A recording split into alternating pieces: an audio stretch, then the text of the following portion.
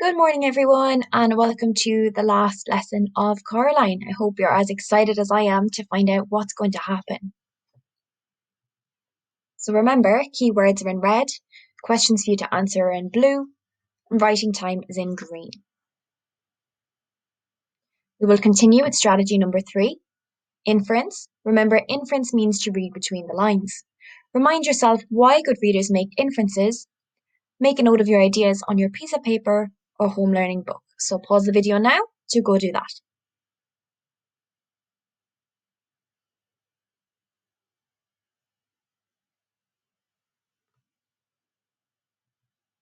Good readers make inferences by looking for clues in the text to help them understand more. Authors sometimes leave key information out of the text to keep the reader engaged. This makes the reader want to find out more about the story. Let's look at our vocabulary today. So the first one is fragments. Fragments. A fragment is a small piece or part of something.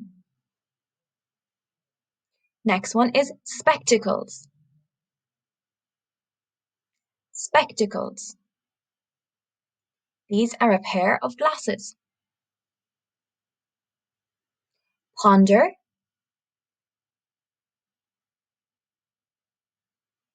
Ponder. This means to think about something carefully.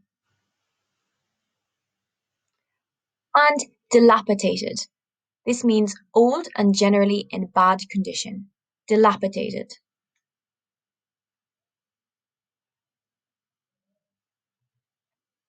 So let's remind yourself of 1 mark and 2 mark answers. On your piece of paper, write down what a 1 mark answer is and write down what a 2 mark answer is. Pause the video to do this now.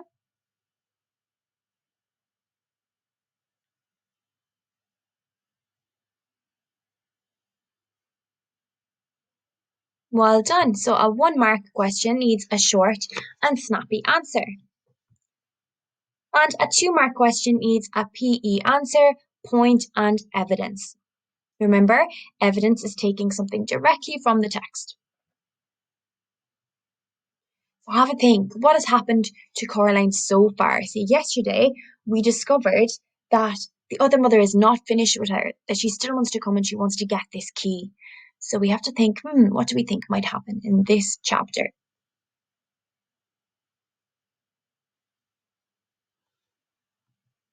Let's continue reading. So we're on chapter 12, which is page 179. So I will read and you will follow along. Coraline's parents never seemed to remember anything about their time in the snow globe. At least they never said anything about it, and Coraline never mentioned it to them. Sometimes she wondered whether they had ever noticed that they had lost 2 days in the real world, and came to the eventual conclusion that they had not. Then again, there are some people who keep track of every day and every hour, and there are people who don't, and Coraline's parents were solidly in the second camp. Coraline had placed the marbles beneath her pillow before she went to sleep that first night home, in her own room once more. She went back to bed after she saw the other mother's hand, although there was not much time left for sleeping, and she rested her head back on the pillow. Something scrunched gently as she did so. She sat up and lifted the pillow. The fragments of the glass marbles that she saw looked like the remains of eggshells one finds beneath trees in springtime, like empty, broken robin's eggs, or even more delicate, wren's eggs, perhaps. Whatever had been inside the glass spheres had gone. Coraline thought of the 3 children waving goodbye to her in the moonlight, waving before they crossed that silver stream. She gathered up the eggshell-thin fragments with care and placed them in a small blue box which had once held a bracelet that her grandmother had given her when she was a little girl. The bracelet was long lost, but the box remained.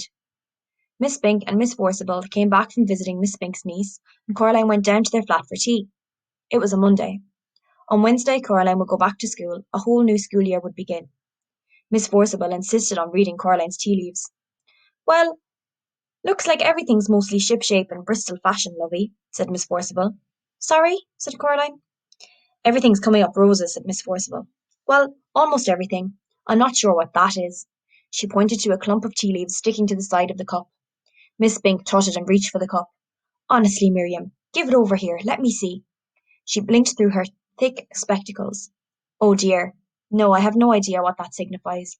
It looks almost like a hand." Coraline looked. The clump of leaves did look a little like a hand, reaching for something. Hamish the Scotty dog was hiding under Miss Forcible's chair, and he wouldn't come out. I think he was in some sort of fight, said Miss Spink. He has a deep gash in his side, poor dear. We'll take him to the vet later this afternoon. I wish I knew what could have done it. Something Coraline knew would have to be done.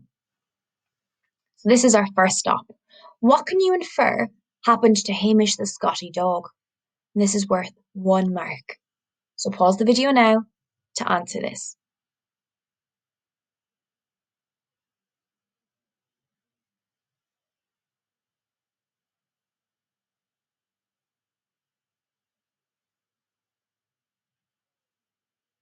So let's have a look. So I can infer that he may have come into contact with the other mother, since we know she has long fingernails and that her hand was on the loose that night. Let's carry on reading. So we're on page 181. That final week of the holidays, the weather was magnificent, as if the summer itself were trying to make up for the miserable weather they had been having by giving them some bright and glorious days before it ended. The crazy old man upstairs called down to Coraline when he saw her coming out of Miss Spink and Miss Forcible's flat. "Hi! Hey, you! Caroline!" he shouted over the railing. "It's Coraline," she said. "How are the mice?" "Something has frightened them," said the old man, scratching his moustache. "I think maybe there is a weasel in the house. Something is about. I heard it in the night. In my country we would have put down a trap for it, maybe put down a little meat or hamburger, and when the creature comes to feast, then, bam, it would be caught and never bother us more. The mice are so scared they will not even pick up their little musical instruments." "I don't think it wants meat," said Coraline. She put her hand up and touched the black key that hung around her neck. Then she went inside. So this is our second stop. What do you think the other mother is looking for? And this is a 2-mark question. So pause the video now to answer this question.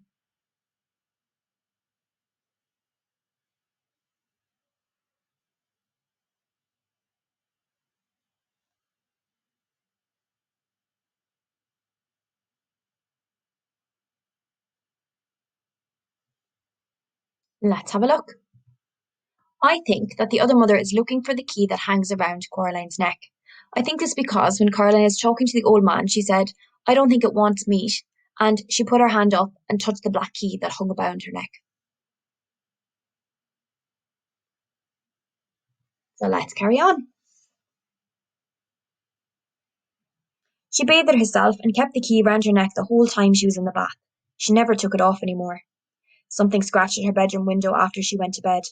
Coraline was almost asleep, but she slipped out of bed and pulled open the curtains. A white hand with crimson fingernails leapt from the window ledge onto a drain pipe, and it was immediately out of sight. There were deep gouges in the glass on the other side of the window. Coraline slept uneasily that night, waking from time to time to plot and plan and ponder, then falling back to sleep, never quite certain where her pondering ended and the dream began, one ear always open for the sound of something scratching at her window pane or at her bedroom door. In the morning, Coraline said to her mother, "I'm going to have a picnic with my dolls today. Can I borrow a sheet? An old one you don't need any longer, as a tablecloth?" "I don't think we have one of those," said her mother. She opened the kitchen drawer that held the napkins and the tablecloths, and she prodded about in it. "Hold on. Will this do?" It was a folded-up, disposable paper tablecloth covered with red flowers, left over from some picnic they had been on several years before. "That's perfect," said Coraline. "I didn't think you played with your dolls any more," said Mrs. Jones. "I don't," admitted Coraline. "They're protective coloration." "Well, be back in time for lunch," said her mother. "Have a good time."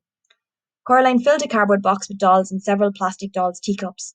She filled a jug with water. Then she went outside.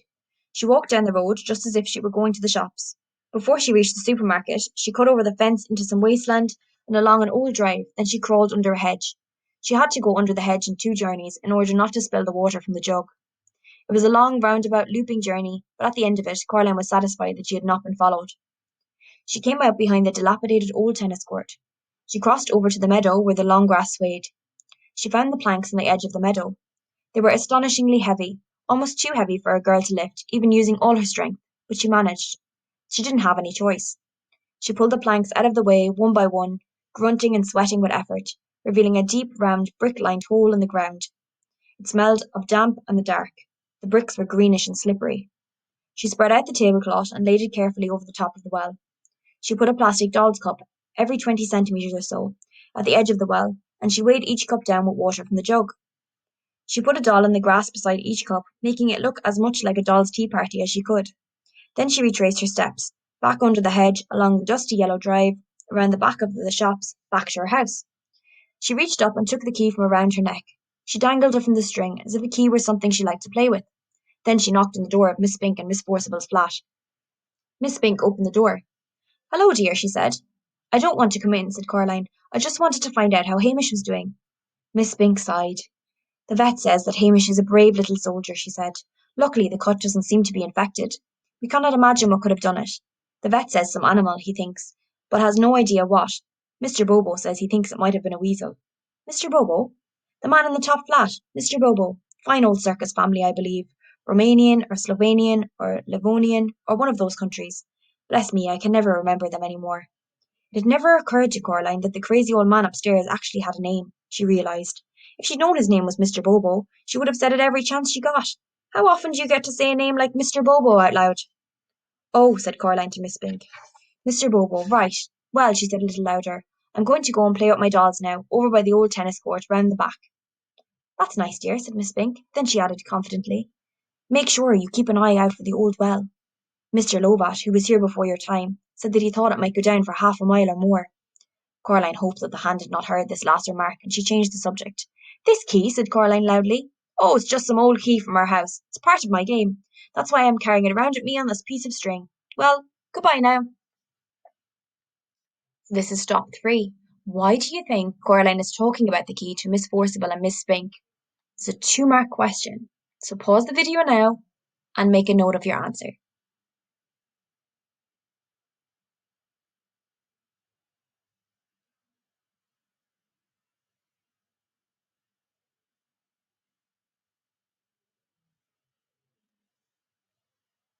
Let's have a look. I think that Coraline is talking about the key loudly because she wants the other mother to overhear. I think this because the text says Coraline hoped the hand had not heard that last remark. This implies that she hopes the hand was listening to the conversation. Let's carry on. "What an extraordinary child," said Miss Spink to herself as she closed the door. Coraline ambled across the meadow towards the old tennis court, dangling and swinging the black key on its piece of string as she walked. Several times she thought she saw something the colour of bone in the undergrowth. It was keeping pace with her, about 10 metres away. She tried to whistle, but nothing happened, so she sang out loud instead, a song her father had made up for her when she was a little baby, and which had always made her laugh. It went, "Oh, my twitchy witchy girl, I think you are so nice. I give you bowls of porridge, and I give you bowls of ice cream. I give you lots of kisses, I give you lots of hugs, but I never give you sandwiches with bugs in." That was what she sang as she sauntered through the woods, and her voice hardly trembled at all. The dolls' tea party was where she had left it. She was relieved that it was not a windy day, for everything was still in its place. Every water-filled plastic cup weighed down the paper tablecloth as it was meant to. She breathed a sigh of relief. Now was the hardest part. "Hello, dolls," she said brightly. "It's tea time." She walked close to the paper tablecloth. "I brought the lucky key," she told the dolls, "to make sure we have a good picnic." And then, as carefully as she could, she leaned over and gently placed the key on the tablecloth. She was still holding on to the string. She held her breath, hoping that the cups of water at the edges of the well would weigh the cloth down, letting it take the weight of the key without collapsing into the well. The key sat in the middle of the paper picnic cloth. Coraline let go of the string and took a step back. Now it was all up to the hand. So this is stop 4. Why do you think Coraline is placing the key on top of the well? This is worth 1 mark. So pause the video now to write down your answer.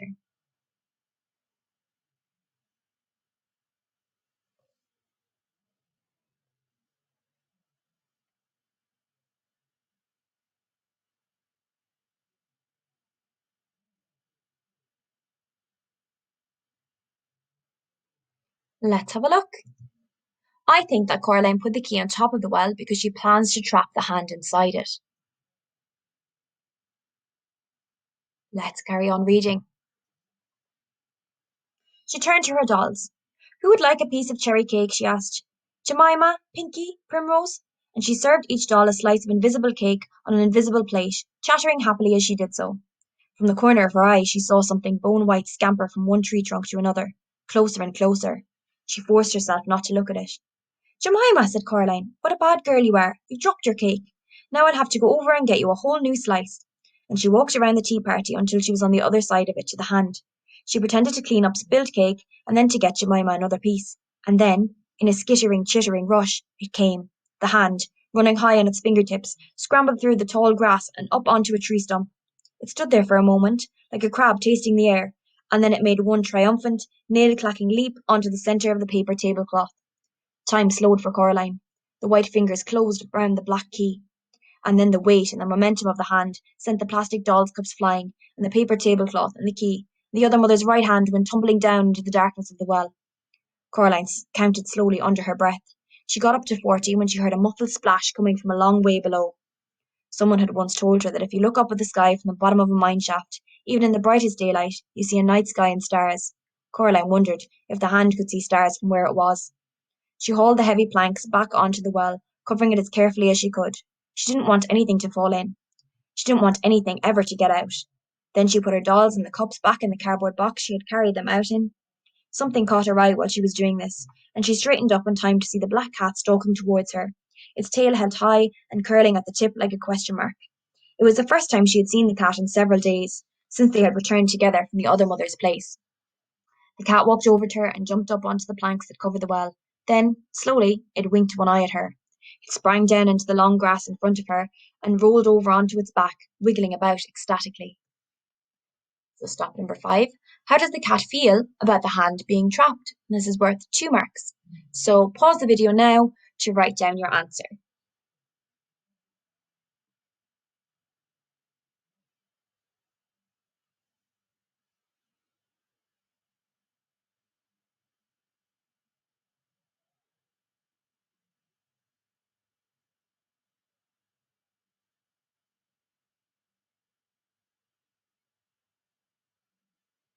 Let's have a look. I think the cat feels overjoyed that Coraline managed to trick the other mother. I know this because it says in the text that the cat was wiggling about ecstatically. So let's carry on.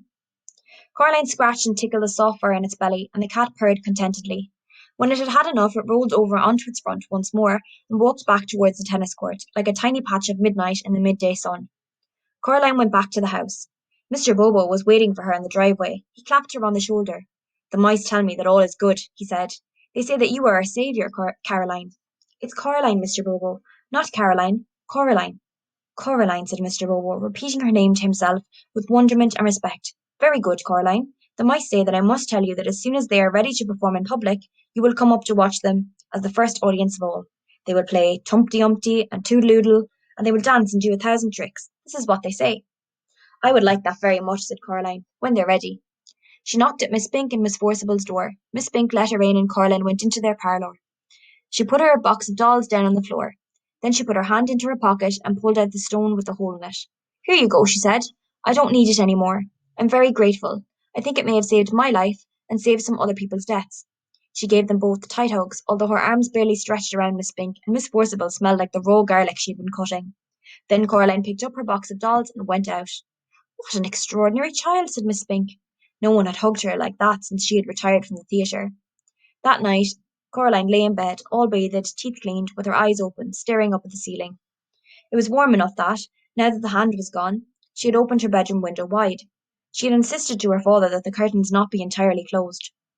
Her new school clothes were laid out carefully on her chair for her to put on when she woke. Normally, on the night before the first day of term, Coraline was apprehensive and nervous, but she realised there was nothing left about school that could scare her any more.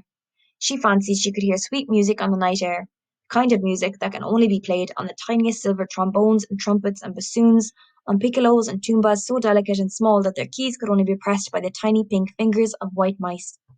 Coraline imagined that she was back again in her dream, with the 2 girls and the boy under the oak tree in the meadow, and she smiled.